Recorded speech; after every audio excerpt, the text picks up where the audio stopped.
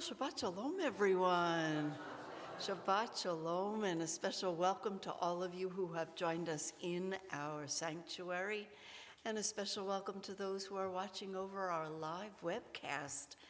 And we hope that whatever has kept them from our sanctuary will allow them to come back very soon.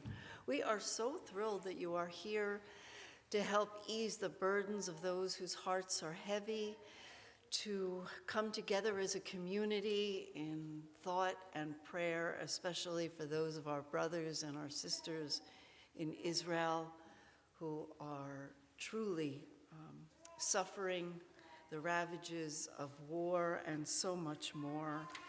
And indeed, we come here in gratitude because each and every Shabbat, we're thankful for no matter what the past week has brought, so we are grateful for what we have been given, how we endured, the courage that we found, and why we are here. And we are here tonight to do some exploration, and most importantly, to have some laughter, because all of us could use a little laughter and upbeat in our lives. So on behalf of Josh Greenbaum, John Bowen, and our very special guest who, when he heard about this wonderful evening, said, I'm coming back. And that would be our scribe, Neil Yerman, who will be with us in just a few moments. And of course, to our comics and those who will be teaching us the neuroscience of comedy, and to the science and synopsis program, and all of you who serve on the, come on up, Neil, who serve on the committee. We are thrilled by our very first program that you will learn all about. But first, as this is Borscht Belt Shabbat, we are going to get started with a little nigun that I think is very special. Yeah, so the next, as Rabbi mentioned, Sofer Neil Yerman's been working with our congregation for the last year, helping us to restore and to dedicate 2 of our beautiful Sefrei Torah. And upon our tziyum that we had a few weeks ago, on Erev Simchat Torah, we were getting ready to prepare for the evening, prepare the music. And as we were talking about the music, a little voice came from around the corner and said, I play the clarinet. Would you like me to, come and rehearse? And we said, sure, that'd be great. And thinking, okay, plays the clarinet. And he wooed us that evening with not just his musical skills, but his ability and certainly his spirit and his ruach that he brings. So as Rabbi said, no better way to start our Borscht Belt Shabbat than with a little klezmer.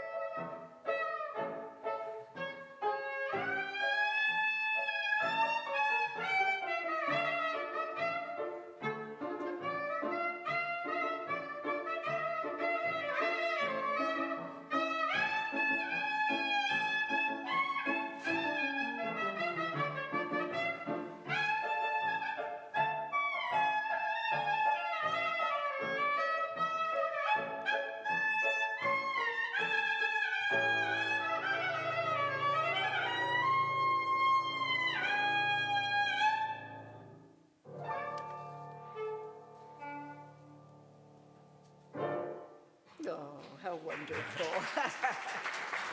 There will be much more to come. And of course, no Borscht Belt Shabbat would be complete without a little schmaltz. So we're going to continue with our candle lighting. If you'd like to follow along, we're on page 120 of our prayer books, the Mishkan Tefillah. I'm going to invite Yolanda Scribner forward to light the Shabbat candles for us, and then a very special song that will bring us back. Oh, yes, please, Yolanda. And to honor us with the Kiddush, I believe he is the only bar mitzvah boy this year sitting in our congregation that came. Alexander, come on up. Alexander Goldstein. No, you don't need a prayer book. I got you covered. Come on up. We're thrilled to have you. Page 120. Yolanda, would you just for me?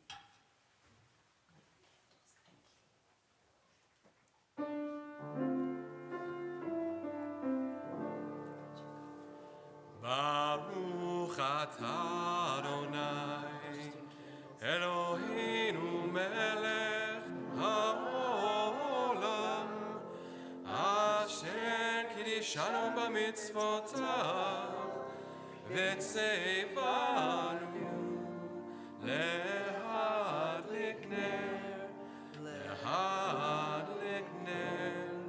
shel Shabbat.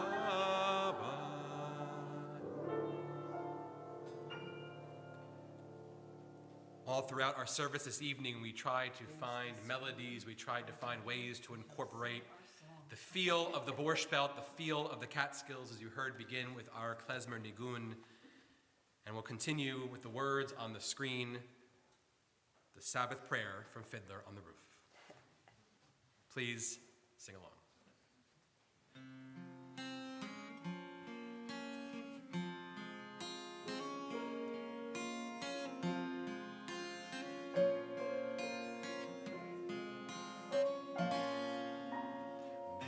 Lord, protect and defend you. May God always shield you from shame. May you come to be in Israel a shining name. May you be like Ruth and like Esther. May you be deserving of praise. Strengthen them, O Lord. Keep them from the stranger's way.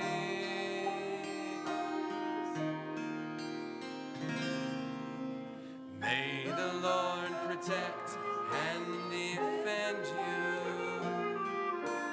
May the Lord preserve you from pain. Favor them, O Lord, with happiness and peace. Hear our Sabbath prayer.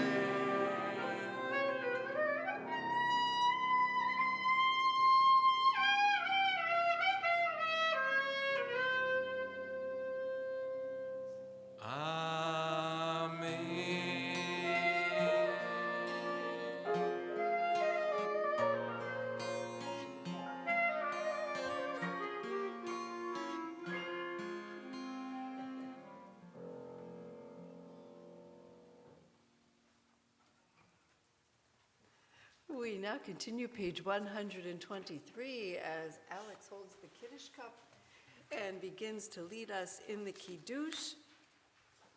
And let's join together. Baruch atah Adonai Eloheinu melech haolam borei peri hagafen.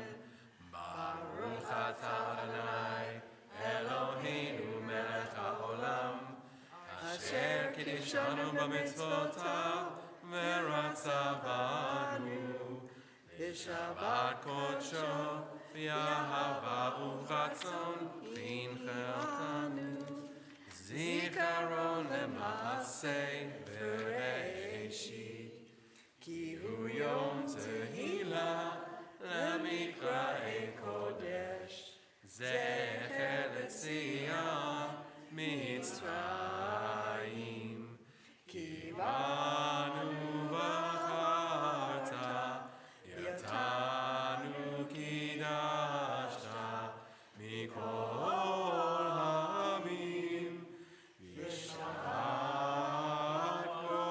קודשך, ואהבה ורצון, חינכתנו. ברוך אתה אדוני, מקדש השבת. Amen. L'chaim. Have some juice out. Are you sure this is juice? Out of plastic, it's juice. And we're going to continue now with Lecha Dodi. Page 138, we'll sing the words of Lecha Dodi, that poem written by the mystics of Sfat, trying to put words to the feeling of Shabbat entering their midst. We'll sing the first, the second, and the ninth verse, and on the ninth verse, ask you to please rise and face the door. Lecha lecha dodi, lekrat lekrat kala, b'nei b'nei Shabbat lekabelai. Lecha lecha dodi, lekrat lekrat kala, b'nei b'nei Shabbat lekabelai. La la la la la la lecha dodi, lekrat lekrat kala, b'nei b'nei Shabbat lekabelai. Lecha lecha dodi, lekrat lekrat kala, b'nei b'nei Shabbat lekabelai. זכור בדיבור אחד, ישמיענו אל חנוכן, אדוני אחד ושמו אחד, תשעים אותי פרד ותהילה, אחד אותי לקראת לקראת קהלה, בני בני שבת לקבלה, לך אותי לקראת לקראת קהלה, בני בני שבת לקבלה, לה לה לה לה לה לה, אחד אותי לקראת לקראת קהלה.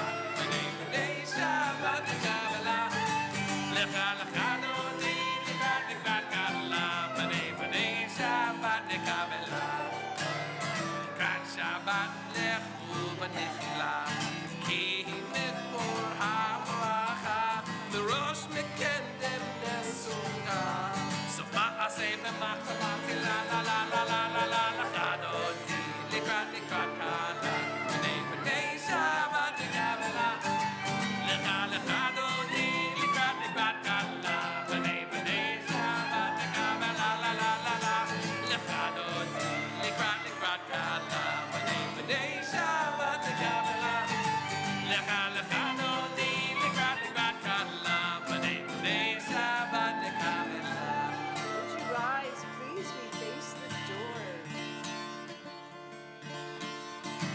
ושלום עצרת בעלה, גם בשמחה ובגדולה, תוך עמנו סגולה, בואי כלה, בואי כלה,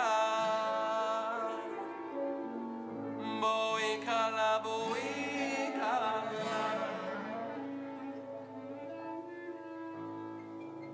לך לך דודי, לקראת לקראת קלה, פני פני שבת לקבלה.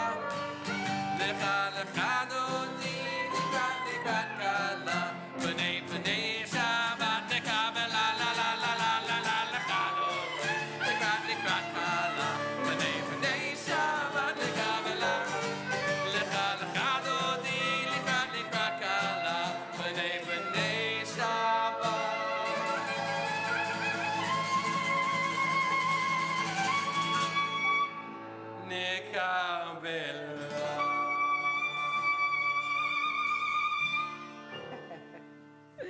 And we are going to remain standing, page 146 for the Baruch Hu, immediately followed by the Shema. Baruch Hu et Adonai HaMevorach, Baruch Adonai HaMevorach, Leolam Va'ed. Page 152. Shema Yisrael, Adonai Eloheinu, Adonai Echad, Baruch Shem Kivod, Shem Kavod Malchuto, Leolam Va'ed. And please be seated. We're on page 154. We continue chanting together. ואהבת את אדוני אלוהיך בכל לבבך ובכל נפשך ובכל מאודיך, והיו הדברים האלה, אשר אנוכי מצווך היום על לבביך, ושינתם לבניך, ודיברת בם, בשבתך בביתך, ובלכתך בדרך, ובשכבך ובקומך, וקשרתם לעוד על ידיך, והיו לטוטפות בין עיניך, וכתבתם על מזוזות ביתך ובשעריך, למען תזכרו ועשיתם את כל מצוותיי, והייתם קדושים לאלוהיכם. אני אדוני אלוהיכם, אשר הוצאתי אתכם מארץ מצרים, להיות לכם לאלוהים. אני אדוני אלוהיכם, אדוני אלוהיכם אמת. And we turn now to page 158 as we remind ourselves who is responsible for all of our blessings. There is none like God. Micha mocha.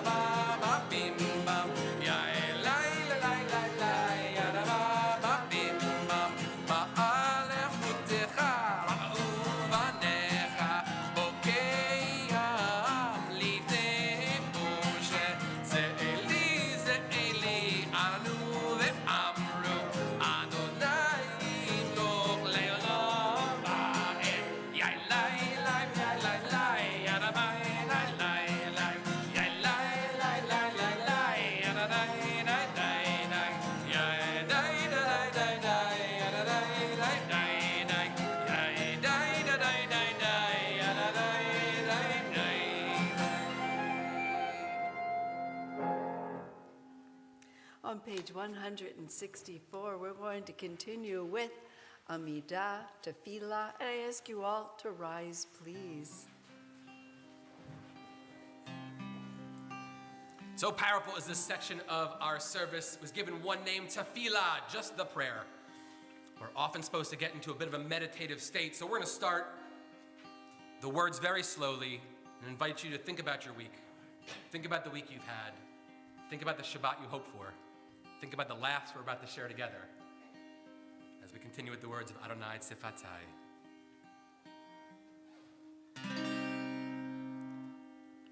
Anananananana Adonai.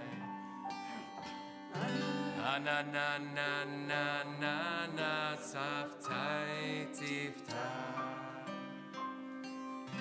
Anananananana Ufi Agid Tehilatecha. Anananananana Adonai. Anananananana Tzavtai Tiftai. Anananananana Ufi Agid.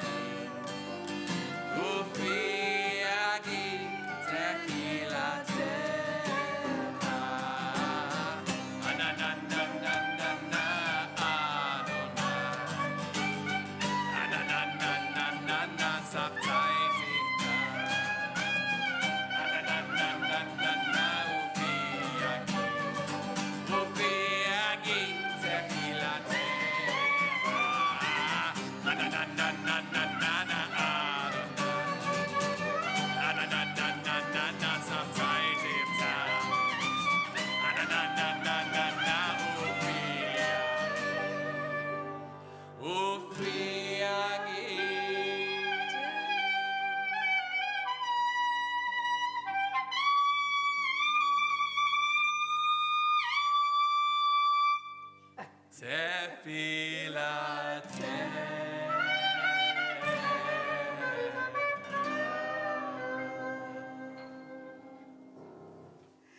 we will now take a few moments for silent tefillah. If you need words to guide you, they can be found on page 165 through 170, or you may use this time to express your own personal thoughts and conversation with a silent one.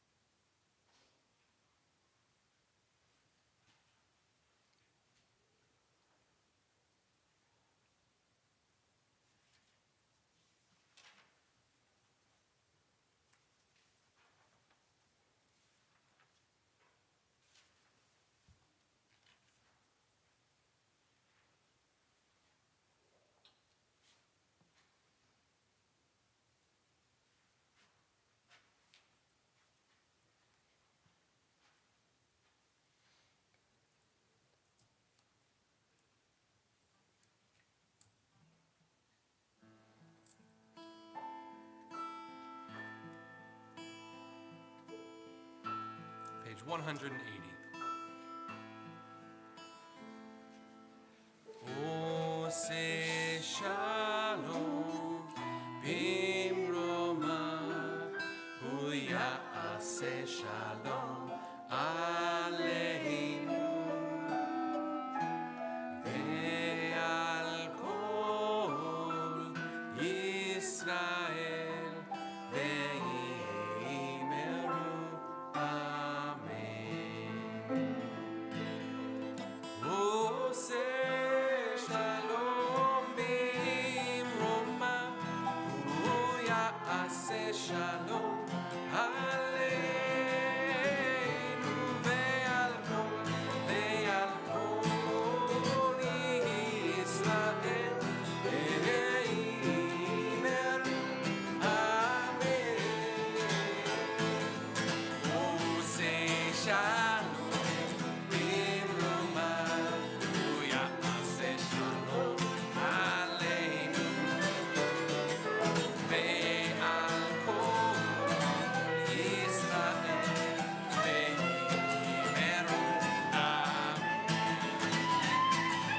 Ose shalom bimroma uyase shalom aleinu ve'al kol Yisrael ve'imeru amen.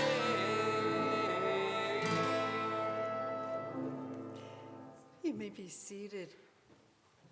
Always on Shabbat, we pause to remember those who may be in need of some extra healing.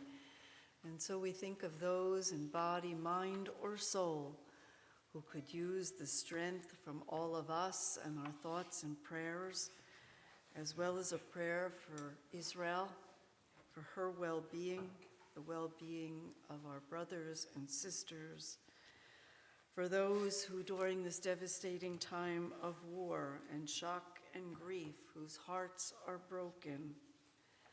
We pray for the lives of all the innocent civilians who have been heartlessly kidnapped and still remain in captivity, more than 140, with 105 who have made their way home to be reunited with their loved ones. And we pray for the lives of the soldiers who have been taken captive and who are putting their lives on the line, even as we gather in the beauty of Shabbat. So if there is someone, an individual, a group that you would like to add, please feel free to do so now.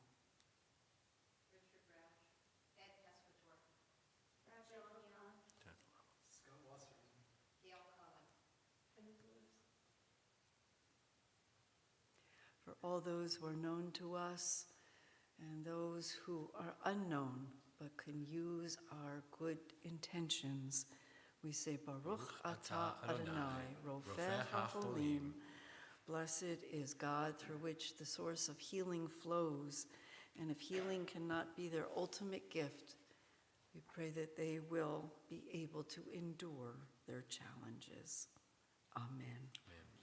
We turn now to page 586 as we are going to continue with the Aleinu. Would you rise, please?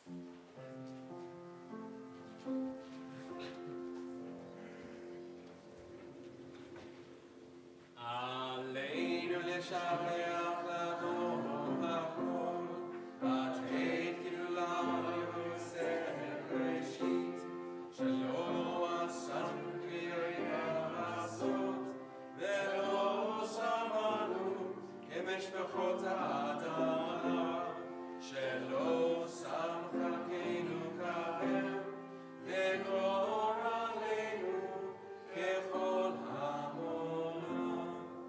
ואנחנו קוראים ומשתחווים ומודים לפני מלך מלכי המלכים הקדוש ברוך ונאמר היה אדוני למלך על כל הארץ ביום ההוא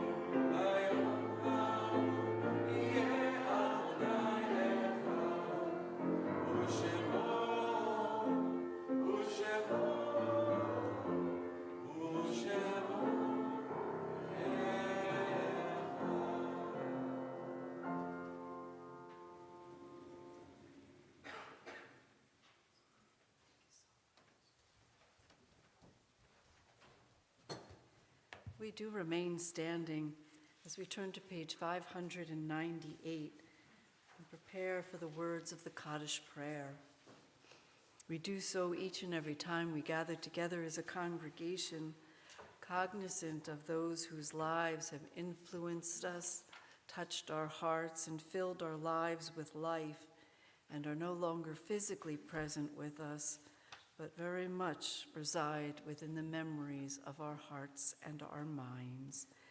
And so on this Shabbat, we commemorate the Yortzites, the anniversaries of those who died at this season in years past, as we remember Melvin Cohen, Robert Gans, Myra Koenig, Catherine Kay, Joan Krakauer, Ina Levy, Jeanette Marks, Drew Miller, Al Newman, Rhoda Shiner, Elias Silberberg, and Stanley Stupé. And we remember those who have been taken from our midst in the most recent of days. We especially remember the four whose deaths were recorded today: hostages Eliyahu Margalit, Maya Gorin, Ronan Engel, and Aryeh Zalmanovich. Their lives, together with those who have no one left to remember them, for those of the American Armed Forces and the Israel Defense Forces who have given their lives in defense of our nation and the land of Israel. So together we recite the Kaddish prayer. Yitgadal v'yitkadash shemei Rabbah, v'yamad yivrach kirutei v'yamlich malchutei, v'chayechon v'yamechon v'chayei d'kol beit Yisrael, b'agala u'vizman kari v'yimeru amen. Yehei shmei Rabbah mevarach le'olam amei amaya. Yitbarach v'yishtabach v'yitpa'ar v'yitraman v'yitnaseh. V'yitadar v'yitalev v'yitalal shemei d'kudusha b'rechu. Le'olam mimkol birchata v'shirata. Tushbachata v'nechamata. Damiran b'alma v'yimeru amen. Yehei shlama Rabbah mim shemaya. V'chayim aleinu v'al kol Yisrael v'imeru amen. Oseh shalom v'bramav, v'yaseh shalom aleinu v'al kol Yisrael v'imeru amen. And we pray that the source of peace will send peace to all who mourn and comfort all the bereaved among us as we all say, Amen. And you may be seated.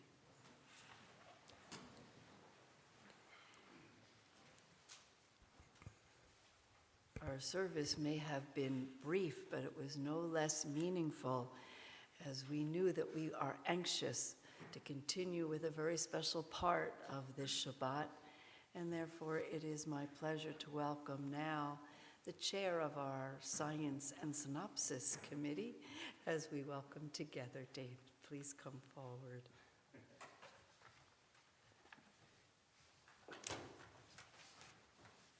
Maybe we should have had a song in between. Karen says I have 3 minutes to do these introductory remarks. So welcome to what we're calling Borscht Belt Shabbat on the Bima, the first in a series of programs delving into the intersection of science and religion. We were proud to have received and awarded a grant by an organization known as Sinai and Synapses. The grant is administered through their initiative, Scientists in Synagogues, so stay tuned for further programs on the intersection of science and religion. I'd like to thank Rabbi Musnitsky, Lynn Ann Cutler, Josh Greenbaum, and Karen Analik for their enthusiastic support, as well as the members of the Scientists in Synagogue Committee who were instrumental in writing the grant and helping us bring all this forward. So that's Bruce Ruck, Russ Bergman, Yolanda Hom, Jesse Aaron, Cheryl Brown, Janet Losenberg, and Jay Tischfeld. Before I introduce tonight's program, I'd like to welcome the founding director we're lucky to have here tonight for Sinai and Synapses, Rabbi Jeffrey Middleman. Rabbi Middleman would like to say a few words about the program, and then I'll introduce our presenters and scientists. Great, so why don't you come up?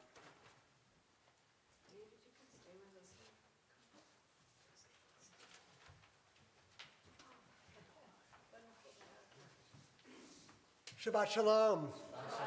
It's wonderful to be here with all of you. Thank you, David, and your whole team here for putting together this grant proposal. As David mentioned, I'm the founding director of an organization called Sinai and Synapses, which bridges the worlds of religion and science. One thing that we really have come to believe is that the challenge in the Jewish community is not getting Jews excited about science, it's about getting Jews excited about Judaism. And using science as a way to engage in questions of big human questions. Who are we? How do we act in this world? What's our responsibility to others? So this is an initiative that has been in existence since 2013, at least Scientists in Synagogues. It's funded predominantly by the John Templeton Foundation, and we've funded close to 50 synagogues from literally all over the world. One of our synagogues is in Israel. We've had synagogues in Toronto, Pasadena, California. Actually, this Shabbat, there is a program happening in Mendota Heights, Minnesota. Our program administrator is flying out there tomorrow to go to the nice warmth of Minnesota tomorrow. We look at everything from artificial intelligence to the science of memory to what's our relationship between the natural and the man-made.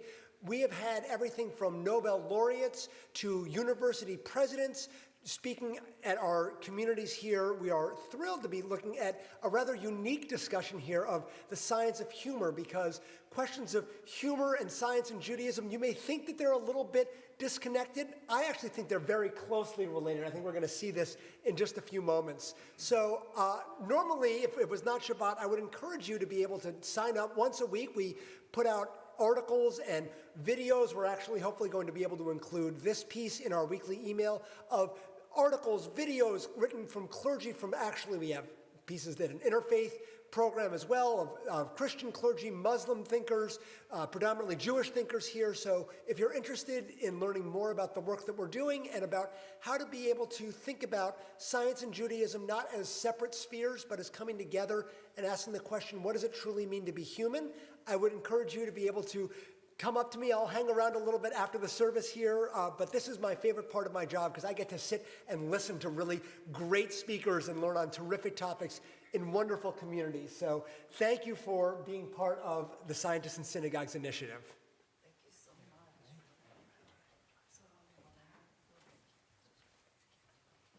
All right, that's great. So let's dive into tonight's topic, the neuroscience of comedy. We're going to attempt to unravel the mystery of how our brains react to humor. And because of our setting and the mission of Scientists in Synagogues, we'll focus tonight on Jewish humor, with its unique blend of wit, self-deprecation, and cultural insights. All right, so Jewish comedians have certainly been massively influential in shaping modern comedy. Groucho Marx, Woody Allen, Mel Brooks, Albert Brooks, Jerry Seinfeld, Sarah Silverman, Adam Sandler. The list goes on and on and on, of course. But these Jewish comedy icons didn't just make us laugh, they opened up a window into our minds and our hearts, into the complexities of human emotion and cognition, and that's why we thought it would be a great topic for our first Scientists in Synagogue program, so that's the science piece. Tonight's lineup includes 2 comedians to make us laugh, and then a scientist to make us think. Our first comedian, Mark Kay, considers himself a restless creative. He has performed in clubs and venues internationally and spoken at fundraisers, corporate conferences, and private events. Mark's most recent comedy recording, I'm a Good Dad, is available on Spotify, Amazon, Apple, and many other platforms. After that, we'll have Andy Glazer, a lawyer who became a stand-up comic to boost her karma, she says. Andy has made people laugh all over New Jersey, including Scotty's Comedy Cove, Tommy Fox's, and Broadway Comedy Club. And no Shabbat service would be complete without a neuroscientist who can explain how the brain processes humor. Dr. David Zald is the inaugural director of the Center for Advanced Human Brain Imaging Research, as Bill Maher says, my old job. And Henry Rutgers, professor of psychiatry. His research uses a combination of MRI and PET imaging to examine the links between individual differences in brain structure and brain function. So that's the lineup, and let me sort of turn it over to Mark to help make us laugh.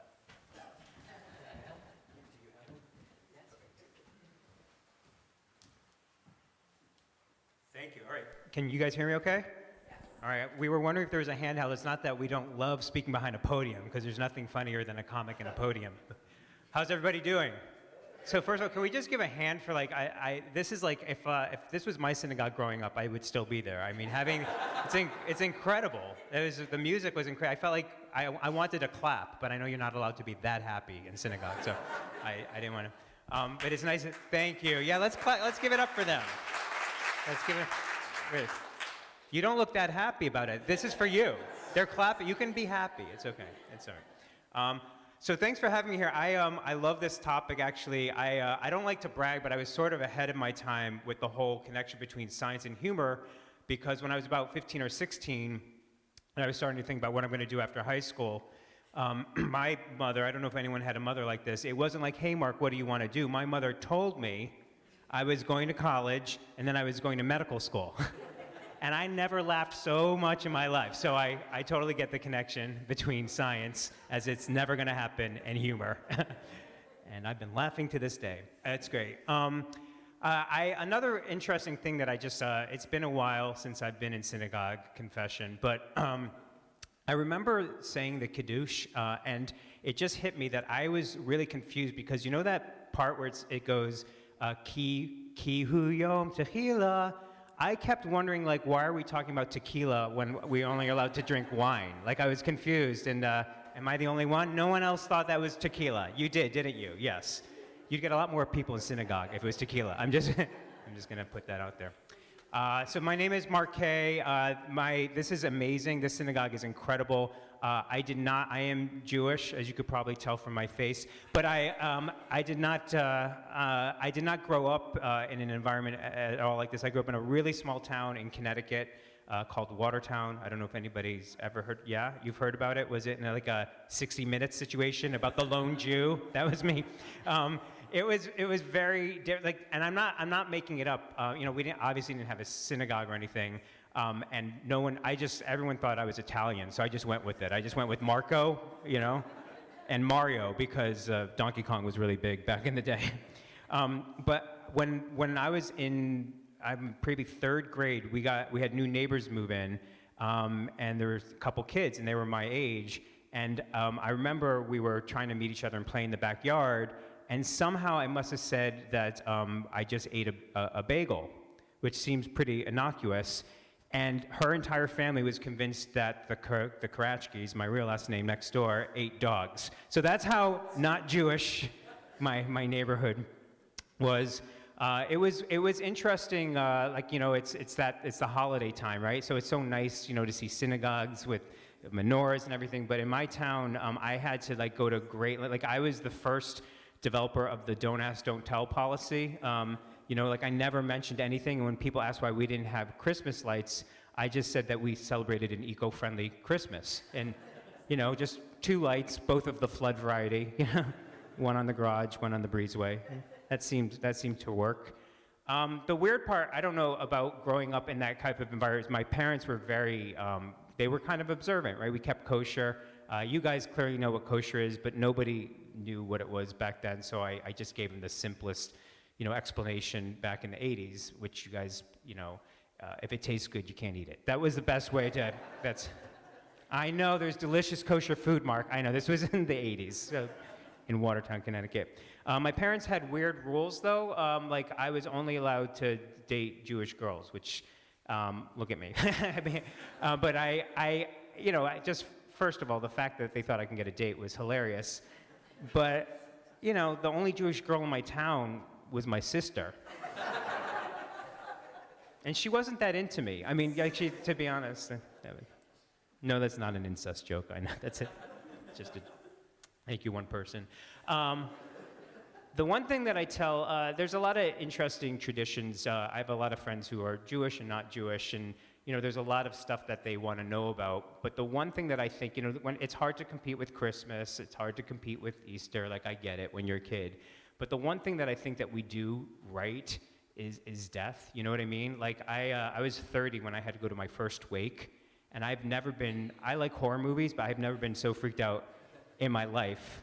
And I went to one in New York City, and my friend Tom was in his 30s also, and I told him, I was like, dude, I've never, and he couldn't believe it because he's Irish, so he was born in a wake, And he told me, he's like, Mark, just follow my lead. He's like, just do what I do, you'll be fine. And so I go in, and I'm waiting behind him, and he goes up to the coffin, which is open, and he looks in it, and then he meets the widow, and he says, he looks good.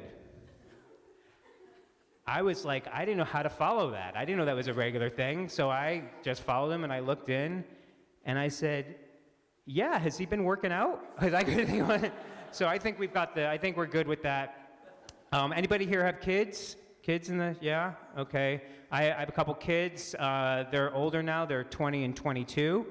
My son is, he's living in D.C., in Washington, D.C. right now. And, he just graduated college, and he's living there.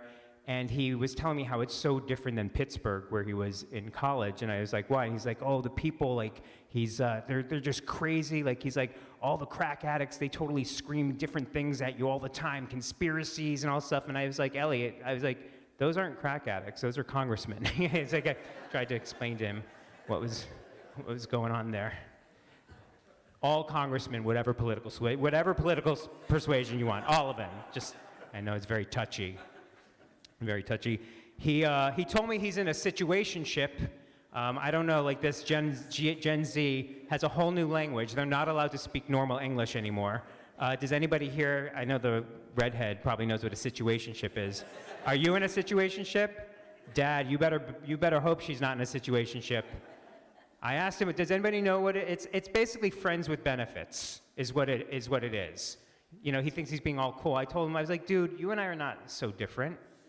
I said, I want friends with benefits too. I said, the only difference between you and me is I want my friends to have real benefits, dental, medical, prescription eyewear. I was like, sex is great, but you're going to get to an age and you're going to be in a low lighting situation and a friend with a good pair of prescription bifocals, priceless.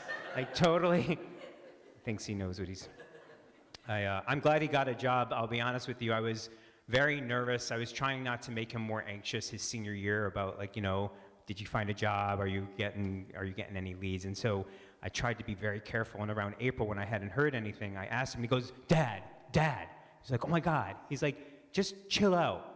He's like, it's fine. If I don't get a job, I met this dude on a bus, And he told me I could work in his hookah lounge. And he was an engineering student, so I was like, great, so if you're not designing pipes, you'll smoke them. That's gonna, hashtag blessed dad. Thank you, 2 people, I'm counting. Let's see if we can get to chai. Let's see if we can get to, I'm here all week. No, I'm not. He got on LinkedIn. You guys know what LinkedIn is? Yes. Yeah, so I try to explain to people, like, when you get invited to LinkedIn, like, you have to send you a little message on how you know them. So he was getting his resume on there, true story, and he wants to link in with me. And he sends me a message, as if I don't recognize his name, and he says how he knows me. No lie, I'm a yo son. Lowercase IMMAYO son. I called him, I was like, dude, I got your LinkedIn invitation. I want to be honest with you. Not only am I not going to link in with you, not going to Ancestry.com with you either. That is not happening. I'm sorry.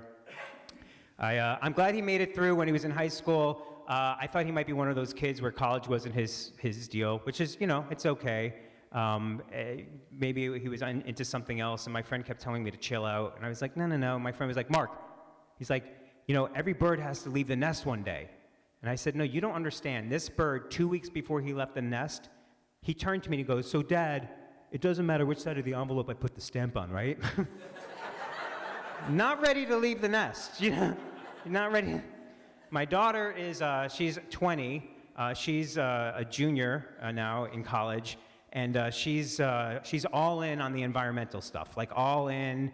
She's super woke, if you guys know what that is. And I told her to chill out. I'm woke too, but she gets on my dad's case, baby boomer. And I try to explain to her, I was like, look, Grandpa is woke too, okay? But Grandpa woke up at 6 a.m. You woke up at 2 p.m. Grandpa has been woke, right, for like 8 hours more. Every hour is like a decade, all right?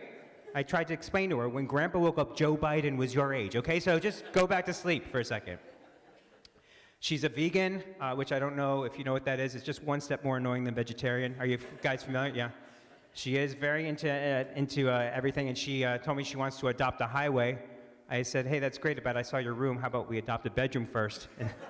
And then, worry about your bed, and then we'll think about the turnpike, Anyway, my name is Mark Hay. Thanks so much.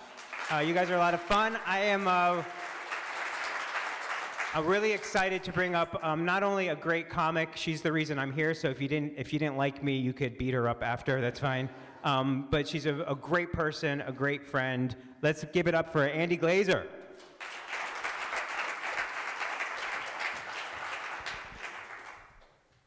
Please keep it going for Mark Hay, everybody. All right, I'm so happy to be here tonight. Thank you for having me, and Mark, and just for doing this program. It's really amazing. I only have a few minutes with you, so let me just ask you a quick question. Does anybody else pee when you sneeze? All right, I just wanted to get a sense of my demographic. I like to start with a shocking question. I am middle-aged. I know I don't look like it. Thank you very much. I certainly don't act like it, but I am. I'm not as bad as my mother. No matter where she goes, she feels a draft. I feel a draft. Let's move. I still feel a draft. Let's move. I'm not as bad as my in-laws. My in-laws introduce their friends by their illnesses. Andy, meet John. John just had a triple bypass surgery and the gout. I'm not quite there yet, but things have changed, like my annual physical. Now it's more like cramming for an exam. Like the day before, I exercised for 4 hours and starved myself for the last 20. Like one day of healthy eating is gonna make a dent in my cholesterol. I don't know. Certain things have become dangerous for me. Things that you wouldn't expect have now become dangerous, like coughing. If I have my head in a certain direction and I cough, I throw out my back. That's where I am. I can't ski anymore, guys. Do we have any skiers here? Yes. I can't do that anymore. I had a horrible ski accident last year.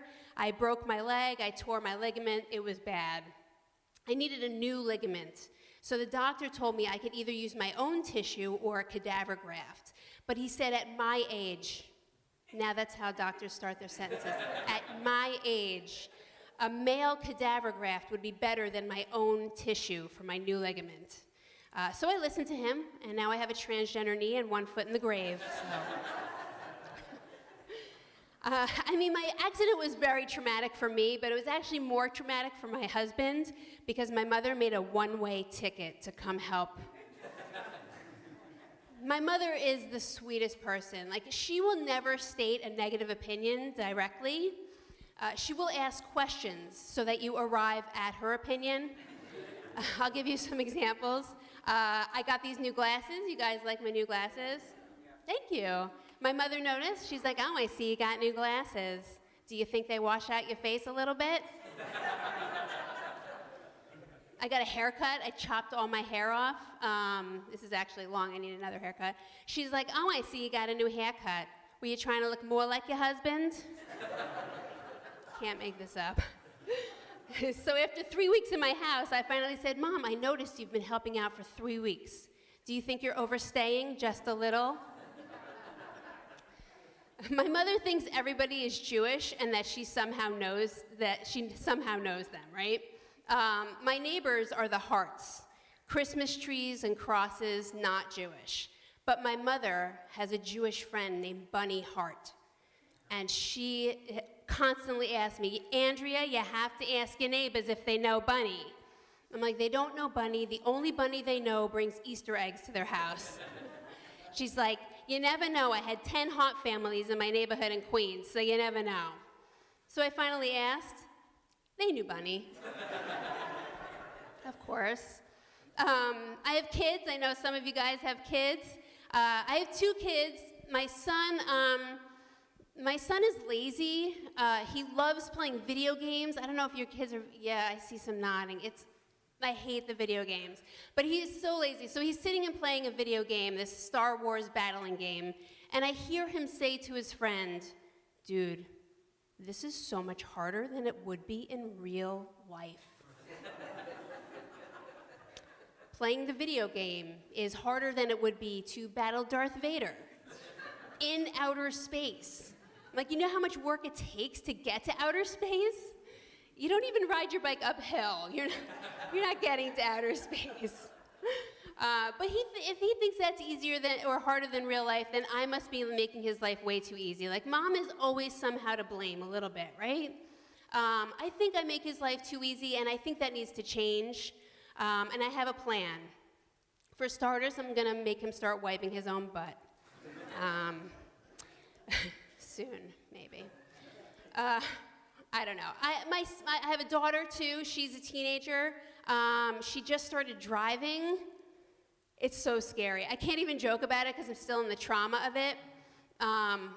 But, you know, she took her driving test and she failed. And she blamed me. She's like, you knew I wasn't ready to drive. I didn't even want to drive, and you made me drive. And now look what happened. I'm like, I get it. I did encourage you to drive. It's scary, but I did strongly encourage you to drive. But I can't take all the blame. Like, I was not the one in the driving test who didn't put the car in drive after parallel parking and then drove in reverse and knocked over the cones, which was a automatic fail. I'm like, I cannot take the blame for that. I mean, maybe I didn't have to laugh so hard when it happened, but not my fault, not my fault. But her driving made me think about my old car. I had an old car that I loved. You guys have a car that you just love? I had such an amazing car. I had a Honda CR-V. Great car, guys. I had over 230,000 miles on it. I just loved it. It sounded just like my grandfather when he started up in the morning. It's like,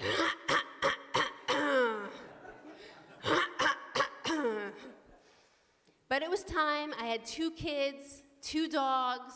We needed a bigger car. So we did it, guys. We went for the minivan. I'm embarrassed to say it. We did. It is not a great car. It's like not a sexy car. It is a very practical car. It holds everything. It holds all the junk in the trunk like a nice pair of mom jeans. It holds all the junk, but it's not exciting. I got pulled over in my new car, and it was a hot, hot day, And the cop that was getting out of the car, he was so cute. He was like this young cop. And I was like, how am I going to get out of this ticket? I haven't flirted since the 1900s. So I did what only a mom could do. I offered him a Capri Sun. But then he couldn't get the straw in. So I helped him out, and he let me off with just a warning. So I still got it. Yeah, so I am married, guys. Speaking of the 1900s, I met my husband in the 1900s. I've been married for 21 years. Usually in comedy clubs, people clap at that, but that's okay. At least can I get a Kanahara? I mean, I don't know, anybody? I've been married for 21 years. My husband snores. He did not snore when we first met. I feel like that's a bait and switch kind of situation. And he decided to start investigating his snoring. So he got an app that records him snoring. So in the morning, he gets to hear the highlights of his snoring. So in the morning, he's like, oh my gosh, hon, you gotta hear this. This was a really good one. I'm like, I heard that one at 2:58. Thank you very much. So I don't know what that's doing other than annoying me, but anyway, we tried something else. He's like, let's get a weighted blanket. You guys have a weighted blanket? The best thing ever, right? How heavy is your weighted blanket? Do you have one? How heavy is it? 5 pounds. Okay, mine's 25 pounds. It is the best. It has changed the sleeping game. It's amazing. It's like sleeping in a hug, but without the touching. So it's like the best of both worlds. Yeah. So that. So we got the weighted blanket, and my husband, who is not in shape, he's like, I don't know. This is kind of like a workout. When I have to turn over, I have to push the blanket up and then turn, and then push the blanket up and turn. I was like, that's interesting. I'm gonna work out the regular way, and he's very encouraging of me working out, not with the weighted blanket, like in the typical way. And I think that's because the stronger I get, the less he has to do. So I'm like, I don't know, hon, you're getting pretty obsolete. Maybe you should go to bed and work out those triceps. But no, I love my husband. We have a great relationship, or I thought we did. But recently, he asked me to separate our Netflix profiles because apparently my TV watching is negatively affecting the recommendations that Netflix provides. I'm like, you work at it with a weighted blanket, but my watching Emily in Paris is pushing you over the edge? Okay. But we do have a good relationship. The other day, I actually saw that he had an eyelash about to go into his eye, so I went to go brush it out of harm's way. It turns out that it was attached to his eyebrow. It was an eyebrow hair that had gone so long, it attached to his eyelashes. And I don't know which disturbed me more, the fact that the man, I think, looks in the mirror every day, or now that he knows about it, he wants it to connect to his ear hair. So, I don't know. I'll keep you posted. If you follow me on Instagram, I'll keep you posted on the eyebrow hair. But thank you guys very much. That's my time. I'm Andy Glazer, and I'll turn it over to, thank you, to the science side. Thank you. I feel very strange following comedy because I'm not going to be that funny. So, and of course, because I'm a scientist, I have to have PowerPoint slides. We can't speak without slides, and I'm going the wrong direction, I think. Okay, let's see. There we go. I'm going to, but I've lost something.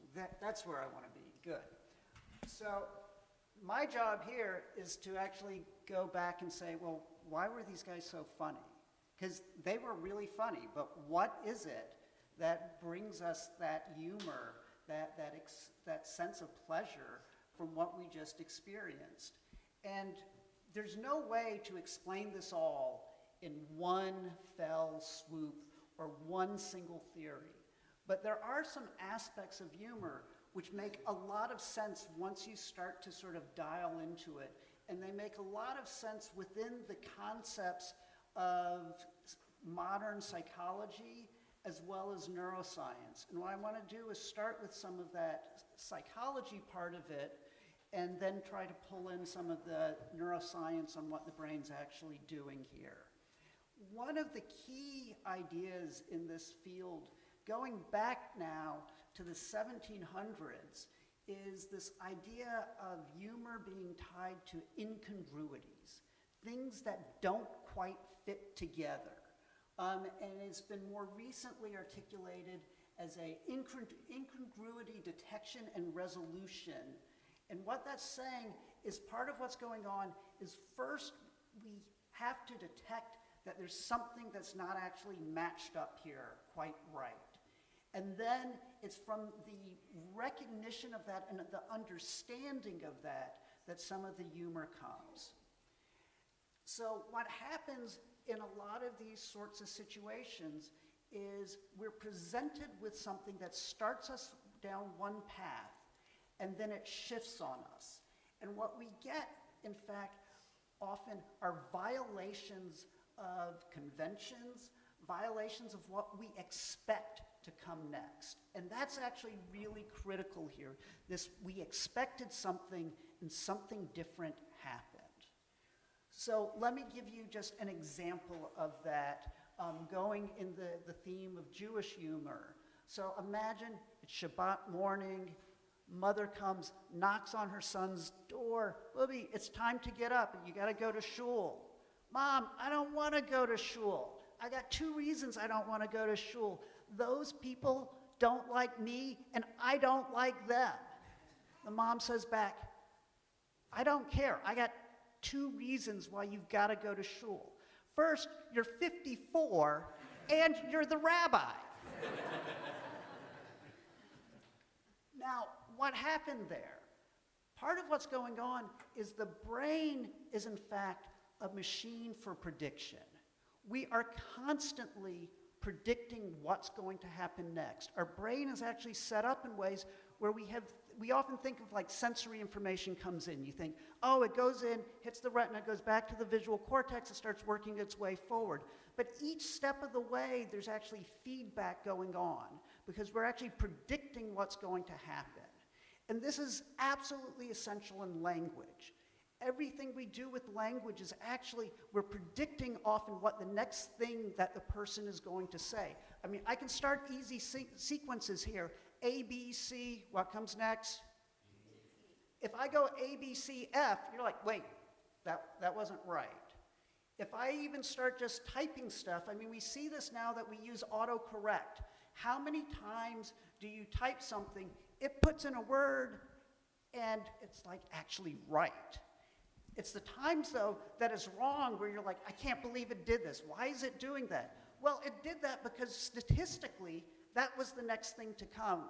But we do this constantly. Every time you're like in a loud room having conversations, you don't actually hear everything the person's saying, but you fill it in. Sometimes you fill it in wrong, and you get into all sorts of problems because you're like, oh yeah, you're, what, you said that? I can't believe you agreed with that. But a lot of that's because we've got predictions going on of what's coming next. And we're really set up to do that. We're also really set up to deal with incongruities when things don't match because it's actually really hard. We have to work at it quite hard. Famous psychology paradigms are things like the flanker, where what you have to do is you have to say the direction of the, I don't think this even points, but it disappears when you get to the screen. But you'd have to name the direction of the middle arrow. And it's really easy when that arrow fits with the other arrows beside it. But if it's in the opposite direction, now you've got conflict, and you've got to deal with that. Similarly, we've got a classic test, the Stroop task. What the Stroop task is a situation where you gotta either read or name the color, but the written word is in conflict. So for instance, if it's easy when it's congruent, you see that red there, it's red. Both things are feeding you in the same direction. On the other hand, when you start to have that in conflict, you gotta actually stop, you gotta process it, you gotta make a decision about it, and resolve that. So a lot of what happens in comedy, at least in narrative comedy, is you get a situation where we set up oppositions.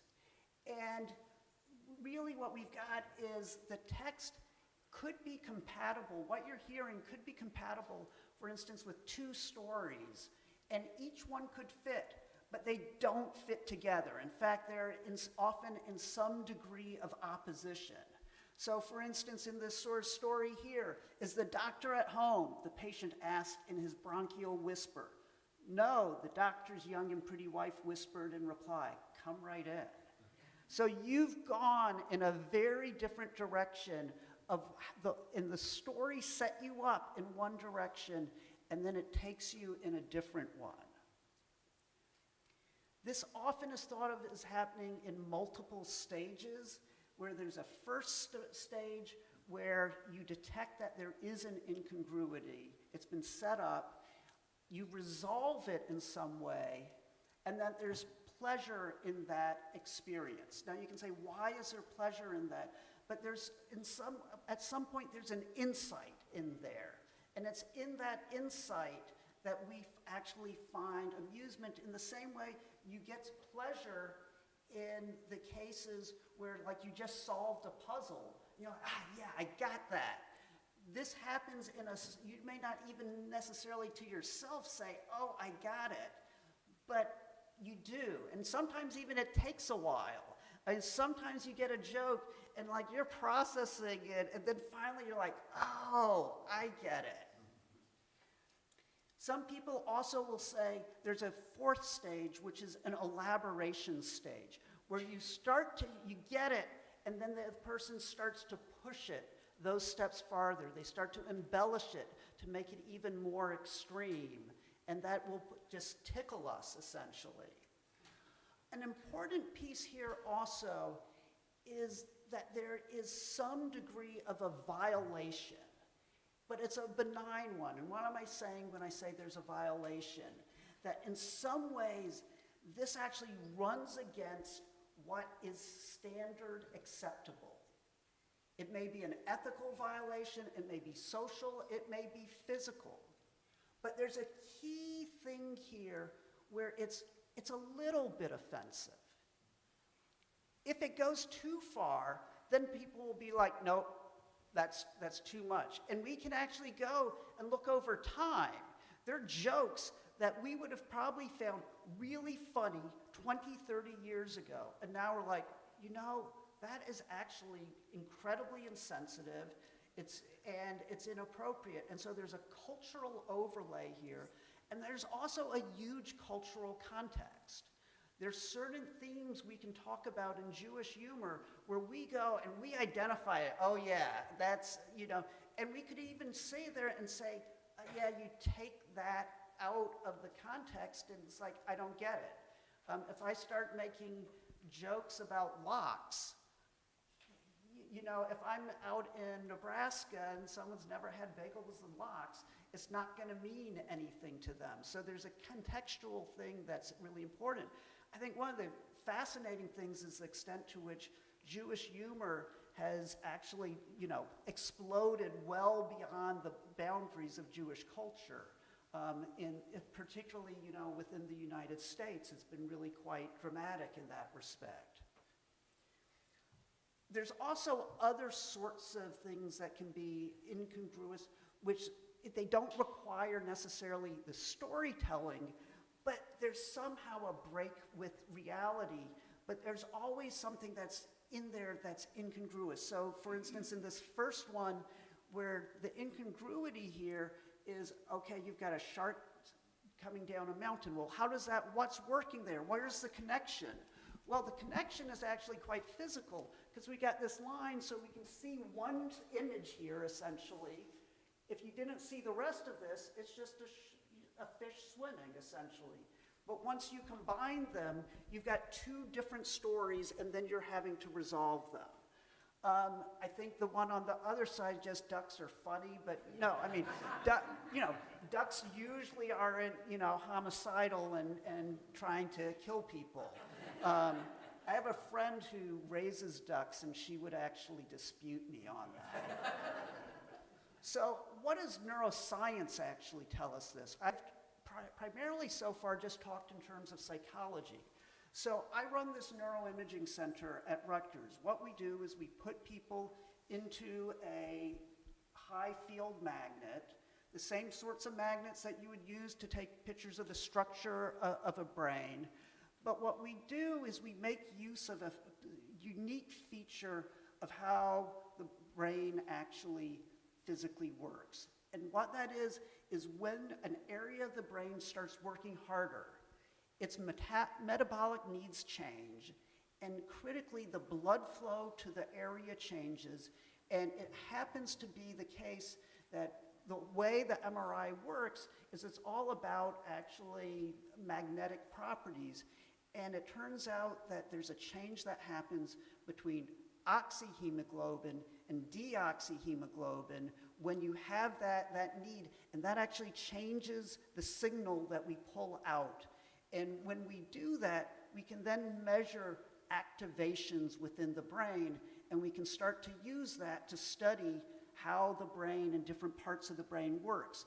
And so if you apply this to something like humor, there's certain things we can do with that. We can first ask about, well, simply where in the brain is active when someone is saying something funny and we laugh at it. We can also start to ask some questions which we call reverse inference. If we know what a brain area normally does, we can try to infer what it's doing in a new situation based on its normal function. So we start to sort of bootstrap our understanding of the brain. And we can also start looking at sequences of events. So what I'm going to show you here is from a meta-analysis. That what this means is they took a whole bunch of studies and they combined the data from those studies. Most of our studies are relatively small. They can be really idiosyncratic, but if we combine data across studies, we can start to see what the common themes are. And so this was a meta-analysis of 57 different studies using functional MRI of different sorts of humor. And I don't expect you all to be able to look at this and immediately go, oh yeah, I can see that. Yeah, I recognize that. And it'd be better if I actually had this like on a surface of the brain, it'd be easier. But the way we often look at this stuff is we look at single slices at a time. And these are coronal slices, which means if you're just sort of putting your brain head like this, I'm going slice, slice, slice, slice, luckily not with a knife. And what it's showing here, though, is going from the very front of the brain up here, and we're moving progressively further back in the brain as we go, okay? And the green here are areas where, regardless of the type of humor stimuli they used, these are the areas that were active. And there's some things that are really interesting about this in terms of the areas that come up. So one of the biggest areas you'll see, which is along here, which is the left inferior frontal gyrus. This is an area of the brain which is heavily involved in semantic integration. And if you actually go sort of up enough and back enough, you get into an area known as Broca's area, which is heavily involved in actual language output. But the whole region is critical for semantic integration. Well, what are we talking about when we're listening to language and listening to these stories? We're integrating this information. Another area that ends up being really important is this dorsal medial area, which is sort of up in there, an area that's heavily involved in what we call theory of mind. Theory of mind is just referring, if I'm thinking about what you're thinking, I have a theory of what's in your mind. So a lot of this, the humor comes about what we had as people's expectations, and we're manipulating on some of those expectations. The anterior cingulate, which is this area right here, heavily involved in incongruity, actually. If you do like that Stroop task, if you compare when it's easy versus hard, that's the area that's going to come online because it helps resolve that sort of situation. And then we have some other areas that are really heavily involved in reward. So for instance, this area down here that you see is part of what we call the ventromedial prefrontal cortex. All that means is it's ventral in the frontal lobe, so it's at the bottom and it's along the midline. Heavily involved in reward. If I come out here and say, here's some money, that area is going to actually activate. There's also some critical subcortical areas, meaning not on the cortex, but buried deep down, such as here is an area called the amygdala, which is actually one of the areas that I have studied in my early years. What we would do, because we wanted to activate this area, we knew this area heavily responded to smells. I went to a guy who is the world's authority on intestinal gases. And they would give me this like Teflon bag of these sulfides, and I would come up in front of the scanner and I would release this in front of someone while they were in the scanner. And I have to admit, I always cracked up a little bit doing it too. But this area is highly involved in emotional experience, in emotional arousal, and it becomes active heavily during this. The other area that's really critical in here is an area that I can't quite reach it in here, but there's an area in here where we'll get into an area called the nucleus accumbens. It's heavily involved in reward. If you take drugs like cocaine, this area actually is where a lot of the neurotransmitter dopamine is being released. We'll see this better actually in another slide in a second. We can also start using this though to try to pull apart the components of what's going on. So for instance, in this study by Chan et al., they actually are looking at the different phases here, and this is when they're actually making a comparison with the detection of the incongruity itself at that phase versus when it's being resolved. And so here in this one where we've got these temporal lobe regions which appear to be heavily engaged at that point where that incongruity is detected, but then, but here we have this more prefrontal area, this medial frontal area, hitting at that resolution component.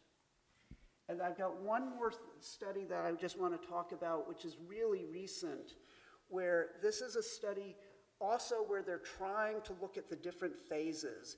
And what they do is they've broken this up where every trial goes in a certain pattern where first they have a setup. There's always a fixation dot that comes up in between because we try to separate this stuff out in time. After the setup, they actually have, it's sort of a first punchline where that incongruity is really just sort of laid out there. And the second part of that punchline is where you get an actual resolution of what's going on. And so they do this in subjects and they start to break this apart. So for instance, they've got up at the first part, just what's going on as you're setting up the expectation. The second part of it is where you get that first part where the incongruity gets presented. The third part is where there's a resolution, and this is where we start to get this huge amount of frontal lobe involvement coming in, as well as a further part back called the parietal lobe, or the inferior parietal lobe. On those slices now, rather than up and down, these are axial slices, so they're coming down like this. But the critical part here is this last part, which is where they start to elaborate. This is where, rather than just sort of leaving it there, they start to push it that next level. And here what gets really interesting is not only do we have the ventromedial prefrontal cortex coming up, we have this amygdala, the area that in my studies, were the fart area essentially. But critically, here we have the nucleus accumbens. This is that area I was saying that gets pushed by drugs of abuse like cocaine or amphetamine. This is also, actually, interestingly, the midbrain showing up there, which helps produce dopamine. It's also, though, critical in that it fires when you get prediction errors, particularly positive prediction errors when something is better than you expected it to be. So what this suggests to us is really a lot of what's going on here. We can easily see how it's encoded in the brain, and it fits, in fact, with this, a lot of this larger theory of what's going on. When I was asked to do this, I must say, I do not actually study the neuroscience of humor, but I do study reward, and I do study these issues like how prediction and expectation come about, and it actually, I think, fits really beautifully. So thank you for having me.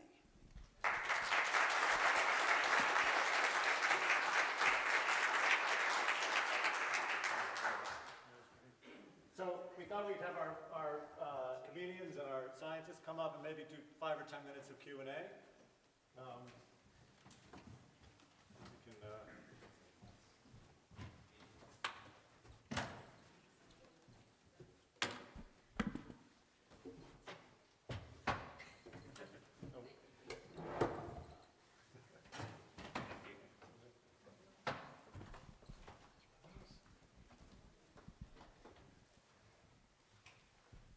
So that was great. Thank you so much to all of you. That was really, really wonderful. So at some level, I'll start off with a question, and then we'll open it up. I hope that some of you have questions. At some level, to a comedian, I'll put this to the comedians, it's a nightmare, to be dissecting and trying to understand what's going on in humor, right? I could just see Jerry Seinfeld rolling his eyes saying, what are you people doing up here, right? And that, that's certainly not lost on me. But at the same time, this is, when you see these pictures, when you see, different parts of the brain are reacting to different aspects of humor, and some don't fire in respect to humor at all, and others do. I mean, it seems like a foundational, fundamental part of our humanity, right? This, what more, in a way, it's kind of weird, but what more important scientific question can you ask than understanding something so complex that's really part of our humanity? So my point is, I'm curious which side of the equation you guys see. What was the equation? Well, it's ridiculous, and you can't dissect humor scientifically, or it's important, and I'd like to know the answer. Well, I'd like to know the answer because I'd love to be able to say, hey, you're not laughing at me, it's your fault because your segmented integration, your amygdala is all messed up, dude. It's not my fault. It would be great for every comic to have an MRI machine, right? I can't just... I work, I have a company called Vital Connects, and I work with a therapist, actually, I think I was talking, and we actually use this with team development, cultures that are coming together, integration, mergers, acquisitions, like teams that are in, crisis, performing, and one of the things we do is we have a whole psychological safety piece, but once we get through that, we actually use humor and neuroanatomy to say it's the complete opposite of prediction. It's saying when you're doing improv and using some of these joke mapping, you're going to come up with new ideas that you wouldn't otherwise. So I actually do like this stuff, and I nerd out on it, although we got to work on your PowerPoint, dude. I can help you after. Yeah, I can add some images. There's this thing called Canva. I'm there for you, but... Any thoughts? I've often wondered if it was the amygdala or the frontal cortex that made people, that lit up with my jokes. That's pretty much. No, I think it is very interesting. And it's also interesting, I wondered when you were talking about what goes on in a comic's brain when they're trying to come up with jokes, or when I'm in a scenario that's bad and I'm like, but this could be funny, So I often wonder, what's going on in the brain. I mentioned the whole theory of mind because what you guys are doing actually is constantly this theory of mind, because you're sitting there going, well, how are they going to respond to what I say? Yeah, it's awful. We're usually wrong. All right, so I have one more question for the neuroscientists, and then we can open it up and see. You know, all of this is encoded at some level, right, in the brain. And when you think about it, you've got full sections of the brain that are coding this information that you're lighting up. Then you can come down to the level of a single neuron, and I suppose you could ultimately get down to the level of the genome and beyond. Do you think ultimately we're going to understand, you know, I think of face cells and directional cells. I mean, when I was in grad school, these things were discovered, and it was unbelievable that an individual cell could recognize a face, literally. And so do you think some complex phenomena like this could be explained in that way, ultimately?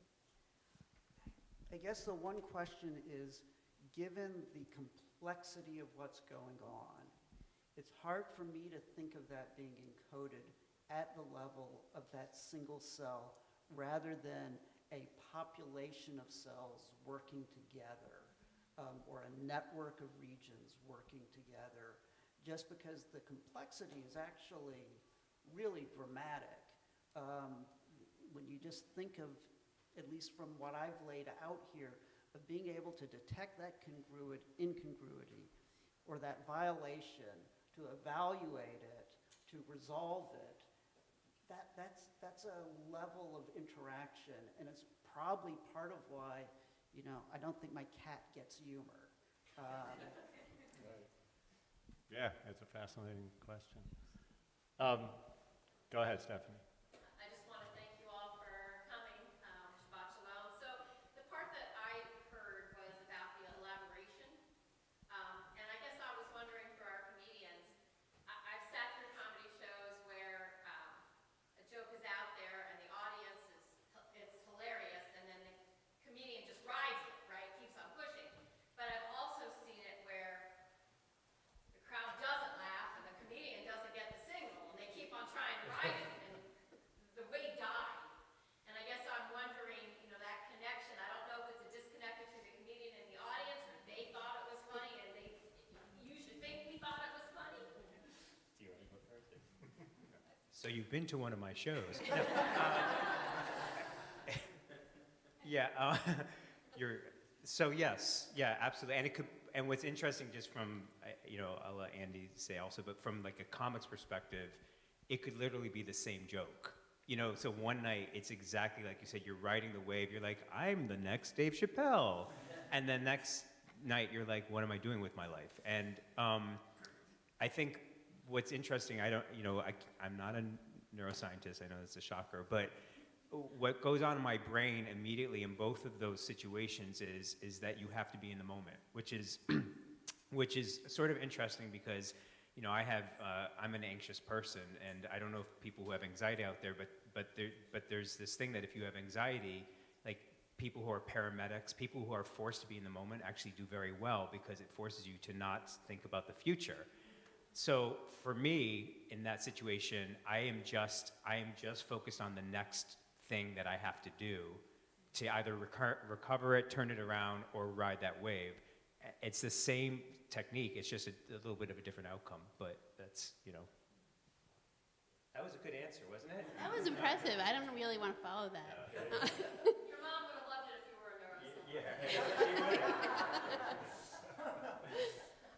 Yeah, I mean, I think I do wonder, I think about sometimes what's going on in my brain when I'm on stage, and I think that it totally varies by comic. First of all, I think some comics don't just have the disconnect, and they're like, I'm killing it, and they're not. So I wonder what's going on in their brains. But when I'm in stage, I have like this, you know, I have a conversation going on in my head.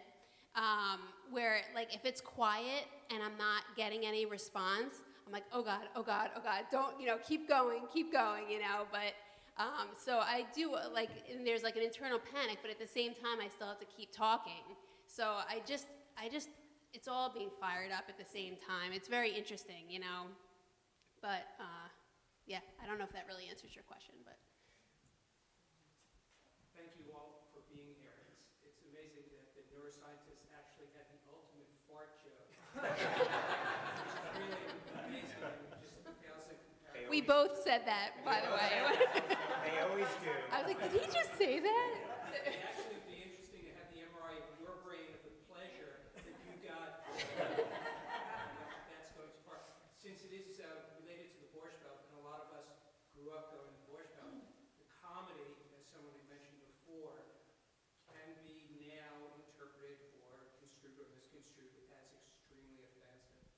So as we move forward from how our brains react to what one may think of offensive, how do we change now the comedy, whether it be a woke moment or whether or not you'll be canceled if we start telling jokes? So comedy now is changing, and we can't even be funny. We can't be funny at our own dinner table. So how do you find that now as performers, and how do you change to that? Yeah, we talk about that a lot when my comic friends are talking about how no matter what you say, you're gonna offend somebody and you're gonna make somebody else laugh. I think you can't really adjust. I mean, I guess you can be kind of sensitive about it, but a lot of humor is testing the boundaries and, trying to see how far you can go. But then, some people will leave. So, I think it is a very hard balance. A lot of people are very sensitive currently, and it has definitely changed the comedy industry for sure. Yeah, I mean, I agree with everything that Andy said. Look, there's big problems in the world. This is not right, but it is very difficult to do comedy now. It is the hardest time I've ever had in my life, and it's just people are not. They're not listening really. Nothing is in context anymore. I have a joke that woke joke I did, just as an example, and I hope this doesn't offend anyone, but listen to the context. When I say, to my daughter, Joe Biden was your age when Grandpa woke up, Joe Biden was your age, and then I go on and say, Amazon was just a rainforest, and the last one was that trans was just a fat, because when 30 years ago, and I have gotten booed by people. I can't say that, and I want to say, and I did, which is not a good comedy skill to like school your audience, but like it's a fat. It was a fat in butter. It was bad in the 80s, but you just have to. I just don't do it anymore, and I'll use it for writing essays or in other workshop stuff. But that's it. Yeah. So we should have a 5K for us or something, like our cause. I think I just want to say, this idea of the benign violation, the tricky thing there is a violation, and it's where that point is, and, that point may work great for, a bunch of 13-year-old males, may be absolutely disastrous for older, individuals, and who's the target of it, what's appropriate as the target of it can change. I actually think it's an incredibly brave act for any comic to get out there and be pushing some of those boundaries, knowing that they in fact have to push those boundaries, but if they go too far, someone's going to take issue with it. I mean, your science shows that it's baked into the cake, right? Violation is baked into the cake, so yeah, it makes it challenging. Two questions, one of which is philosophically unanswerable. The first is, why is laughter infectious? Once someone starts to laugh and everybody else, that doesn't seem to be consistent with but the very existing theories. And the one that's philosophically unanswerable is, does my dog think I'm funny? So one of the things I'll note is there are concepts that have been out for a long time of what's referred to as emotional contagion. Someone smiles at us, we mimic it, but we also get that experience from it. And so one of the things with comedy, of course, is it's not as funny if it's just you watching that TV show alone. It's in the crowd with the other people. And you see this, though, even from our early interactions with babies. The baby smiles. There's nothing that delights you more than watching your little child smile at you, and you immediately are smiling yourself, in fact. So that laughter part seems to have a major social interaction component that truly, it's contagious. We'll do one more, and then everyone will be at the ONEG for a little bit, so if you have more questions, so go ahead. I've got a two-parter, and I don't wish to offend any of you because I really appreciate you joining us. First, from a neuroscience standpoint, the role of dopamine in terms of reward behavior, does that then suggest that people who are either Parkinsonian or who take antipsychotics are less prone to enjoy comedy? And on a perhaps not unrelated note, is there a certain neurophenotype that predisposes people to become comedians?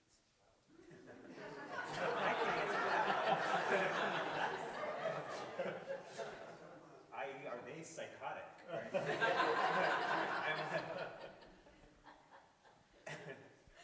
So, despite the fact that I study dopamine and I do some studies with individuals with diagnoses of schizophrenia, I've never actually thought about that issue.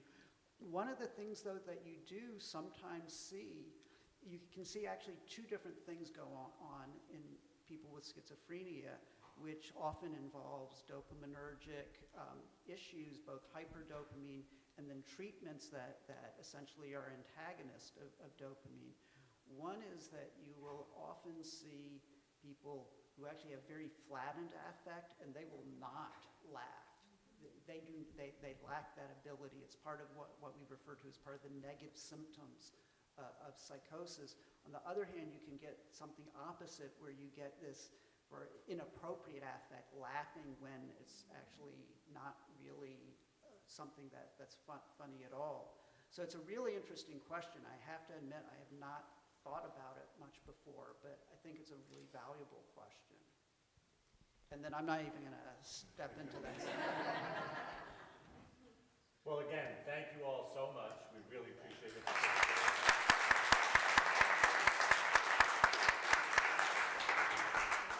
We are exceedingly grateful for the, not only the laughter that you've brought, but most importantly, the neshama, the heart that you've brought to this subject from both an intellectual level and just a fun level. So thank you so very much to all of you who have joined us, to the committee that worked so very diligently and will bring us three more programs throughout the year, to Rabbi Milton, who conceived all of this and has made it available. We are most grateful. And of course, there is no good